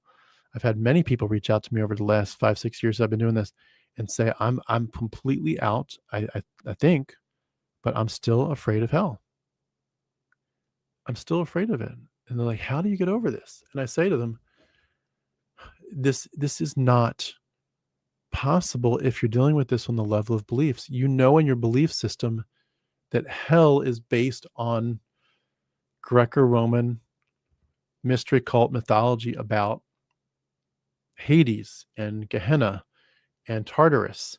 We can look at these words. They're the words in Greek in the text of the New Testament. They're not making new words up. They're copying from existing mythological terms for hell, Tartarus, Hades, etc. The lake of fire. It's all from Greco-Roman as well as Babylonian, Persian mythology. With Zoroastrianism, it's all already there. It's been there, and you can say to yourself, "I see it now." It's not enough. Your worldview still says there's more to this. And that's why I fear, as I was saying earlier, say it again, we would say, or at least think to Christians, if you go to your dying day as a Christian, then your identity is wrapped up in a cult, in this fake God who doesn't exist, and you have lived your entire life and now died, and you've never truly lived a day of your life. And we think that we're so immune to that now and so separate from that because we have escaped Christianity and because we're no longer Christians. But the reality is your worldview is still stuck in Christianity, very likely. And as mine is as well. And you say, well, what do I do? How do I do this? How do I get to the point where I can say, I don't believe those things anymore, but also my worldview has been transformed. I use the illustration of this is your computer's original base code. It's the BIOS. Even identifying it, getting access to it is hard, let alone changing it. And for so many of us, for so many of us, you are going to get to a point where you're going to have to say, if I'm going to go on this journey, I'm going to have to dig harder and deeper than I've ever gone before. I mentioned earlier that one of the things I did for many years, I don't really do it too much now, but I would literally force myself to just stare at myself for an hour in the mirror, stare at my eyes, and just say, who are you? Really? What's really going on in your head? And, the first minute or 2 or 5 minutes feels kind of weird, but eventually you're like, okay, I'm looking into my soul, aren't I? And you kind of have to tell yourself, be really honest with what you think. Sometimes too, it takes somebody really nailing you to the topic. I'm working on a presentation that I think is going to be helpful to people, although very traumatizing for some people. I'm sorry to say, but I'm working on a presentation that I hope helps with some of this. It's simply, it's working title, but it simply says, I'm your worldview. I am your worldview. And I'm going to anthropomorphize worldview, and I'm going to talk to you as if I am your worldview. And I'm basically going to start by saying, I'm your worldview, and we have a lot to talk about. And you don't know too much about me yet, but I have a lot to share. And I've been waiting for the right moment. And I don't think you've been ready up until now, but I think you're ready now. You need to hear some things that I have to say. And I'm not your friend. I'm not your enemy. I'm just here, but I am the driver. I pull the strings in your life, and you think you do, but no, I do. And you need to meet me. You need to meet yourself. Your beliefs and your worldview are both part of you. At the core of it all, your worldview is you, more than your beliefs. And if you want to really know yourself, if you want to really escape Christianity, you got to go through a very hard process of figuring out how to get to the deepest levels and say, not what do I believe, but what do I really believe? Some of you might say that's complicated. It's not that difficult. I would argue it's far more difficult and complicated than any of us have any idea about. This is a true labyrinth of our minds and our psychology. And for a lot of us, this is going to dig deep into very deep childhood wounds. And for a lot of us, if you go deep in this process, it will get to a point that you will truly shake and cry. And you should, because it's not fair. That basically what happened was you got hijacked as a kid, most likely. Your brain, your worldview, your thought process, your autonomy got hijacked, hyper-controlled, indoctrination and propaganda took over, the normalization of toxicity, of abuse, of not questioning the party line. It just went on steroids, every which direction, in your family, in your church, in your community. Everybody did it. Everyone drank the Kool-Aid. And you're going to go back and say, with all due respect to our parents and our loved ones and our elders, and not meaning to call any individual out, but just saying collectively, pardon me for saying this, but you fuckers stole my life. You fuckers stole my life. And I don't know how to get it back anymore. I don't know who I am anymore. But I think that is the starting point. I think that's where you begin, is admitting that they stole your life, admitting that you don't know yourself, and admitting that there are things driving you, your desire for acceptance and love and worth and being shameless, at least on a level that's acceptable, your desire for something. It's all based on Christianity. And I've said before, I still, some of that is good. And I've said this before, I am a nihilist. I don't think any of us matter. I don't think any of our lives matter. And I think, in 100 years, no one's going to know our names. In 500 years, certainly no one will know our names. If an asteroid hits our planet before we're spacefaring, it will literally have been for nothing. No one will know anyone's names. There won't be anybody left. We're not going anywhere, in my opinion. I don't believe in anything after life. I think we're a glorified AI. We're the AI of the bacteria world. Consciousness is just an incidental thing. And some of you might say, that's not what I believe. I believe in a different kind of spirituality that's much more beautiful. That's fine. But where I land is that none of it matters. But you know what? That's a depressing thought, and I never lived that way. Like, well, why don't you live that? If you're a nihilist and nothing matters, why don't you really live that way? Because of my worldview. My worldview is and I'm not looking to change it. I don't want to change this part of me, because to change this would be depressing. Christianity gave me a bunch of bullshit, but it gave me one really good thing. It said, you better get up every morning and make your life fucking count. Every minute counts. Seize the day. Carpe diem. Dead Poet Society. Make your life count. Because there's people dying around you who need the gospel of Jesus Christ. And now there's people dying around you who think the gospel of Jesus Christ is real and it's mythology. You need, sorry about the dog, neighbor's dog, you need to figure out a way to help people escape. I am on a mission still. I was on a mission as a Christian from the earliest days. I'm still on a mission. It's just a different mission, but I'm more driven than ever. And I believe I've got more capability than ever because I was in it so long. I know how the sausage is made.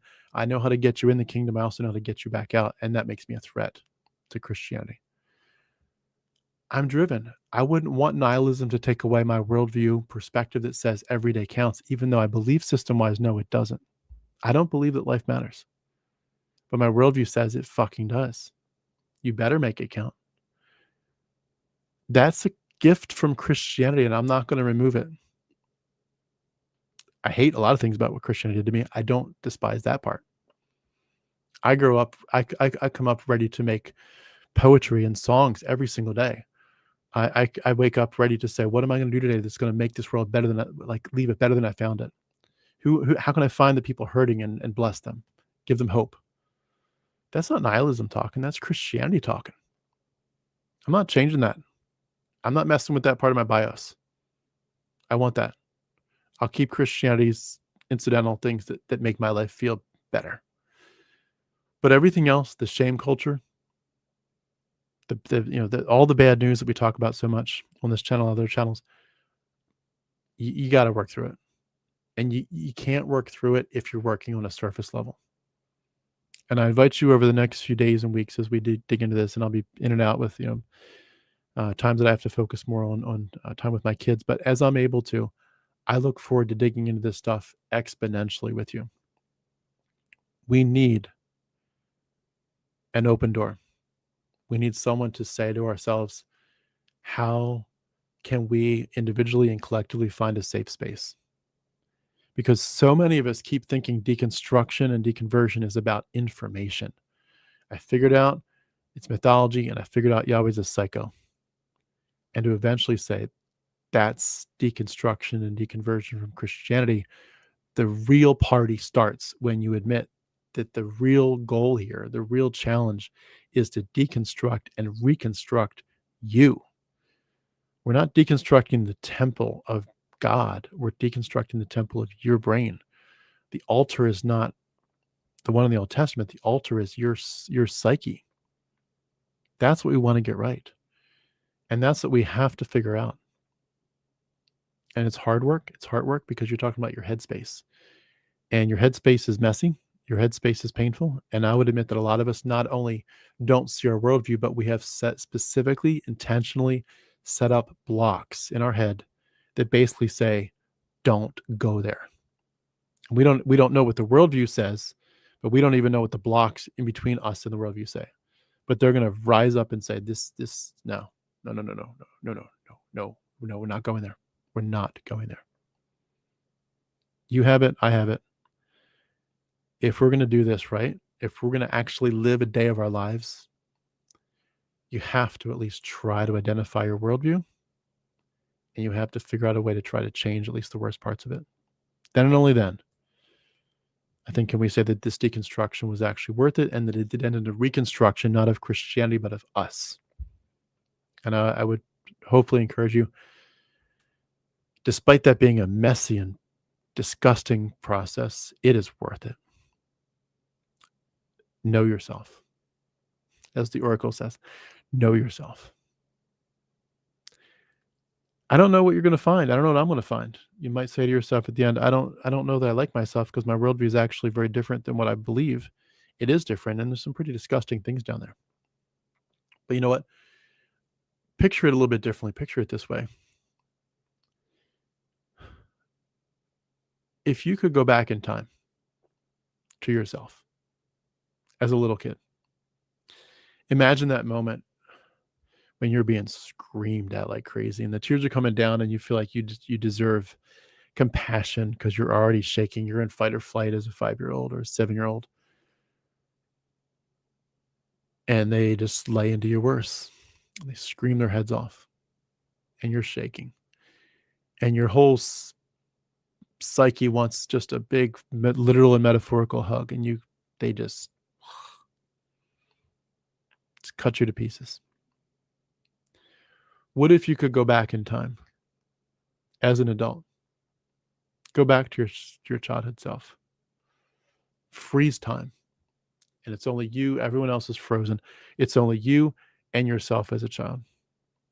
No time's passing. But you get to tell that child, I'm you from 30 years later. And the child knows it's you. They don't, it's not weird. It's just in this illustration, it's not weird. They know it's you. They know that you are them. And you start to talk, and you talk, and you talk, and you talk, and you give them a hug, and you say, it's going to be okay. You're going to be okay. Worldview is less, I think, about just figuring out what you really believe and changing it. It's about healing from the pain. Because the minute that you see what you really believe, the minute you see what these people have really indoctrinated you into, the minute that you really get a glimpse of it and you say, wow, that's what's been driving everything I do.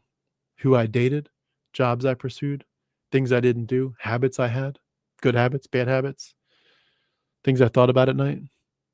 I thought it was just random. I thought it was just luck of the draw and maybe my personality. This stuff, this is where your rubber meets the road of deconstruction. This is where you say, I have not had free will. Free will is not a thing. I have been driven by a worldview that has been pulling the strings. I've been a marionette. Somebody's pulling the puppet strings. It's not God. It's not me. It's my worldview, which means it's what was programmed into you as a kid. And a lot of this stuff, I think you will perhaps say, I already know the bad stuff that happened to me in childhood. I know I was beaten with a whatever belt, and I know that was trauma. I am aware that, whatever, my parents divorced and that was a trauma. I'm aware that, I was scared of the dark and I begged my parents to come let me sleep with them in their bed, and they said no. And I had to lay awake in the, during the thunderstorm thinking there's demons in my room. And that was a trauma. And I know that stuff. I'm healed from it. It's okay. I'm not going to try to, it'll be like reopening old wounds. And I think if we're really honest, we're going to say, we have not yet even begun. We have not yet even remotely begun. We will go back to our childhood in our minds, in our metaphorical journey back, and we will find that person and we will tell them the truth that they were deprived of. We'll share with them why they were lied to. And we will share with them why they were hurt, why this was trauma, what the nature of abuse is. Give our childhood selves the words about autonomy and abuse and trauma and neglect and all the above. Give that child a fighting chance. It's a weird thing the way this universe works, but light works in such a way that some of the light that has left our planet is eventually going to hit another planet far away. Depending on how far away that planet is, maybe it's such that maybe the light that's hitting it right now is the light from when the dinosaurs walked. And if they looked at our planet right now, they'd see the dinosaurs walking around. No humans yet. They look a little bit longer, they're going to see the asteroids, they're going to see the fire, they're going to see the ice ages, they're going to see all this stuff. They're going to see small animals. But if there are other people on other planets, there is somebody who, if they had a big enough telescope right now, they would be looking at the light from when you were 5 years old, and it just arrived. And they looked at your face. They're looking at your face right now. I don't even know if you can say it that way right now, because right now is different, but you know what I mean? They're looking at your face right now, and you're 5 years old. You're still a kid to them. What a thought. Time is so weird. But in my imagination, I like to imagine that we can go back and fix it. And you can't really. I know that. But whatever time you've got left, whether you've got 10 years left or 20 years left or 30 years left, hopefully some of you 40 years left, hopefully all very sane years.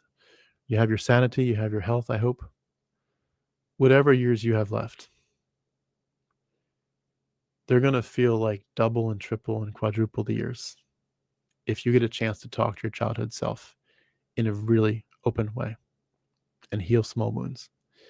You might say, at my age, I've only got 20 years left, max. 30 years, maybe. Maybe some of you have more, 40 years if I stay healthy, eat the right things, exercise. You know what? If you don't heal your childhood, those 30 years you've got left are going to feel like 5 or 10. And you're going to get to the end. And if you're still sane at that point and thinking through it, you're going to think, I'm still not healed. If you heal yourself, those 30 years are going to feel like 50 or 60 or 70. There's a group, a Facebook group, and just an expression called being born again. I invite you to be born again. It's not through Christ, not through the cross, not through magic blood, not through scapegoating, not through human sacrifice, death cults. You're born again when you get back to your childhood and heal your childhood trauma and figure out who the hell you were back then that got suppressed and quieted and formed in the image of this monstrosity called Christian doctrine and Christian worldview and Christian theology and Christianity. Christianity is a monster. It's a machine, and something was done to you. I invite you. Take my hand, take your own hand, as it were, your own childhood hand. Go back. Let's figure this thing out. Let's figure out how to live. Because you know what? I want to know who I really am. And I hope you do. I hope you want to know who you are. And I'll bet after the tears and after the shaking and after the nightmares, you're going to say, you know what? I was a pretty fucking cool kid. If they hadn't messed with me, I probably turned out pretty good. I'm a pretty cool kid. Let's start over. That's my dream. I've said I started this series with something. I want to end tonight with it. We have so many beautiful YouTube channels in our community, and they're asking a lot of good questions, and I listen to them. You do too. We get information upon information, and we should never stop because it helps. It helps a lot. But I want to say this. We need more poets. And I don't necessarily mean literal poets. I don't mean that you sit down and write poetry or lyrics to a song. I mean a poet's heart. Where are the poets in our community? The people that say, out of the depths of my heart, I have so much to share. And it is not about Dionysius or Josephus or Qumran or the Dead Sea Scrolls or the Gospel of Thomas. It's about me. I got some things to say, and it's about me. And I've got a lot to say. What a beautiful thing. I invite you to be a poet in every which way. May the lyrics of your life and the poem of your life just rage until it gets to tears. And may the tears rage until you get to calm.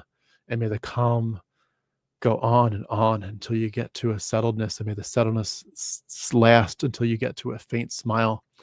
And may the faint smile last until you're smiling big. And may the smile turn into laughter. And may the laughter turn into dancing. And may the dancing turn into an absolute party for the rest of your life, that you are taking a beautiful human journey. And you're in some ways starting over. I love you all. I've kept you all for far too long. If anybody wants to drop, feel free. I'm going to read through a few comments. I know this was longer than I thought, but I feel like when people write comments, I do want to read them if I can. I don't always, but anyone that needs to go, I understand. But if you can wait with me for a little bit to read through comments, I'd love to. I'll just read through a few and make a few quick thoughts too. Going back.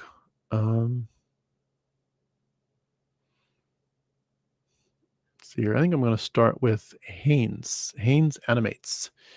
I've been really struggling with my fear of hell, my deconstruction. Any tips on how I can overcome it? That's very relevant. Well, it's as if you read my notes. Haynes, I'm number one sorry for what you're going through. I'm very sorry that this is so painful. I hope that some of what I've already said relates to your journey. I would say on the intellectual level, dig deep into the mythology. The more that you understand that every verse that talks about hell is borrowing mythological concepts, that will, in my opinion, it will help. It won't fix it all, but it will help. In addition, I would say think through the psychopathic nature of Yahweh a lot. I know I've again touched on this, but does it make sense that a loving father would you ever, if you had children, would you put their hand on the frying pan with oil in it, even for a second, as discipline? Would you put their hand in it for a minute, an hour? Could you possibly be a good father if you held your children underwater on purpose? You couldn't. So the only real conclusion is if God does that, either he doesn't do it and we've misunderstood hell, or he does do it and he's a really big psycho, or it's just not real. But I think it's at least a step in the right direction to say, if I need to cling to my relationship with God for some reason, if you feel like you just can't say this is just mythology and it's irrelevant and I'm done, to at least say, you know what, it does not make sense to say a loving father would do that to his children. And there's a lot of Christians that have concluded that. I don't think that's the right path. I don't think the right path is to say God wouldn't do this, because Yahweh is pretty brutal. Yahweh's a psychopath. I would argue that it's consistent that Yahweh would burn his children in hell. But, you take that wherever you want to. But I think that a big part of this is going to be if you can academically, mentally deconstruct it to the point that you say every single aspect of this religion is just man-made and borrowed and evolved and edited and hyper-edited and re-edited and, chloroformed and cataloged and all that stuff and pieces taken in and out. The more that you do that, it won't even matter like what the topic is. Is it hell? Is it end times? Is it angels and demons? Is it creation? It just doesn't matter what the topic is. It's all just man-made hogwash. The longer you dwell on that, it will likely change. But again, worldview is where it's at. You can go through the academics and it will help. But on your worldview, if you're still afraid of hell, then you'll basically have to figure out some way to get back to your childhood self and just undo these messages. Worldview doesn't change easily. Worldview isn't even observed easily. It's hard to even see it and know what it is. It's like something you put it under the microscope, it's still invisible. The microscope doesn't help you. It's invisible. But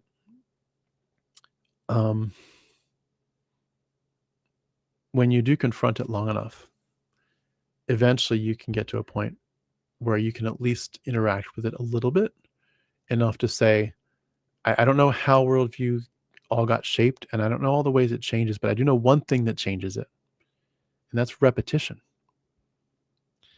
You send the same messages over and over and over and over and over, even to the point that it's stupid silly. It's just like I'm repeating the same thing.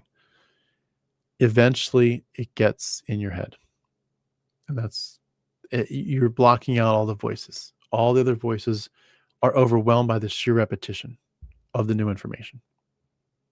But I hope I can help more if you stay with the channel. I hope I can help more with some of the things I'm preparing in the future. Honestly, a lot of it too comes down to the poetry and to the imagination, to say, I need to figure out how to talk to myself. Think this through and talk to myself. But several different aspects to it that make a difference. I'm sorry I don't have an easy answer, and I'm sorry you're going through that. I can relate. I don't fear hell at all, but there's definitely some stuff that's in my worldview that shouldn't be there. Mind Escape, I finally came to a conclusion that Christianity and the teachings left me feeling oppressed instead of liberated. Yeah, very well said. Absolutely. Absolutely. Timu, reading chat late now, but I subscribed to the channel today a few minutes ago. Thank you so much. I appreciate your encouragement. Please feel free to share my videos with anybody you want to. And thank you for being part of the community. Tim, I'm really sad that you might be taking a big break because of lack of support. I wish I could help you, but I'm struggling myself. I hope things get better for you and the support pours in. Thank you so much. I appreciate your encouragement. Sorry things are going, rough for you as well. Hope you're able to get back on your feet soon as well. And for anyone that didn't see the message that they're referring to here, I put out a message earlier today that just said I may have to stop this soon temporarily. Go where the money is. I'd like to do this more full time. I had to take a break for a while because of the custody battle.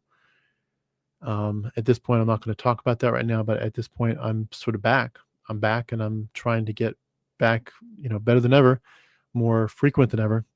And I could use the support to stay on target. But at this point, with everything that's happened, I need to consider all the options. And if I don't get enough support, I'm going to have to take a break. So breaks my heart to say it. So if anyone can support me, I just appreciate it so much. Thank you so much, Susanna, for your support. Susanna with a super chat. Glad you saw that it did make sense. Thank you so much. So much. Again, because of time, I'm going to just skip through just a few. Timu, Sky has some really relatable experiences. I can relate to a lot of what he's saying. Thank you so much. I appreciate that. I'm so glad it's making connections with you too. Thank you for your encouragement. I appreciate that a lot. I work hard at it, but I also know that I need to make improvements. But I appreciate that people say that they feel like I'm in the right track. I want to be a better storyteller. I really do. I want to be able to relate to people, and I want to be a better poet, both pre-thought through poetry as well as stream of consciousness, off the cuff poetry. Yeah, Dan Barker, cool. Like his atheist song, he's got some great songs. I highly recommend too, if you haven't seen it, Dan Barker. The video he does called "Don't Go Down." I'm sorry, the video says it's called "You Don't Have to Go Down into My Basement." Look up on YouTube, Dan Barker. You don't have to go down into my basement. Great stuff. See here. Love all the people you mentioned in all your interviews, Tim. Thank you so much. Once you get done with all the bullshit and decide you want to live in reality, atheists simply make the most sense. Yeah. Absolutely. Nothing fails like prayer. Yep, for sure. Let's see here. So a few more, and then we'll wrap it up. Cold Iron Gaming. I'm glad I never believed in hell, but I feel for those who struggle with it. Yeah, for sure. It's a lot of pain. AL the Infidel. I was raised in an independent fundamentalist Baptist Christianity. I'm an atheist now, and I feel so much of what you say. I'm so glad it relates, and I'm so sorry for your journey. So I hope you're able to continue to heal from it. See here. I began deconstructing when I read the King James Version Bible cover to cover around age 14. I had to pretend to be a Christian until I turned 18. That was a misery. Yeah, I'll bet. I have a few stories to tell about King James stuff. I think I might bring those up in a future episode. Exactly right, Tim. I feel like a toddler learning again in a world I didn't know existed within the indoctrination bubble. Yeah, good way to put it. You realized you were baptized into a cult. Yeah, I'd love to if there was a possibility to go back. What an amazing thing. Wish I was a fly on the wall for the first and last day of Sunday school. Would have been sometime in 1969. Yeah, for sure. Hoping 30 years at least, and hoping there's life in this girl for next season and she needs life and fun. Yes, absolutely. Yeah, we all need the beauty of life. We really do. You're a poet and you just don't know it. Very nice. Let's see here, a few more. I got to get this stuff out of my heart before my life is over. Yeah, well said. There's so much of what you said here that resonates. Childhood trauma, one of them wreaking havoc on my life over the past 52 years. I wrote and recorded a song about it called Tornadic Wheel. I don't know if when exactly we're going to do this, Steve, but we did a while ago, a long time ago, too long ago, a poetry slam. And I'm hoping to do one again. I would love for you to keep an eye out for that and come on and share your song with us. That'd be amazing. Please look out for the poetry slam invite when it comes, and just let me know. Also, if you do want to do a interview, let me know. just hit me up on Facebook. My handle on Facebook is Harmonic Tim, all one word, at Harmonic Tim.